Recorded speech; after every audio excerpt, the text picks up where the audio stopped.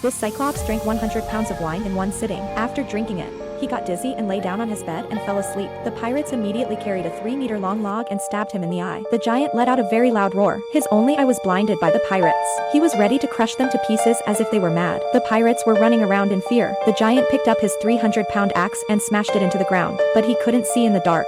Finally, he couldn't take the torture anymore, so he opened the hole for air. The pirates took this opportunity to escape from the cave with their fat goats. The agonized giant fell on his bed and cried out. The pirates ransacked his house, but they were soon rewarded. The ship passed by a witch's island and was cursed. David, too, was bewitched by the witch's voice and lost his mind. The pirates had to tie him to a log. The next day, the witch's voice finally disappeared, but their ship was too damaged to sail. Finally, they risked their lives to get to the enchanted island of the witch. When David arrived at the top of the mountain, he saw a surprising sight. Two beasts were lying on the ground drinking water. He sensed that something was wrong. He turned to see that his brothers had disappeared. He called out to them, but there was no response. At that moment, there suddenly appeared a beautiful girl wearing a veil. David was mesmerized by her face. She told him she was a fairy from the sky. She lived alone on the island and was very lonely. She wanted David to stay with her. If he did, he would be granted immortality. David lifted the girl's veil and saw that she was very beautiful. In order to gain the power of immortality, he decided to take the risk and stay with her. But the witch smiled with satisfaction. She couldn't wait to take the big man into her arms. Next,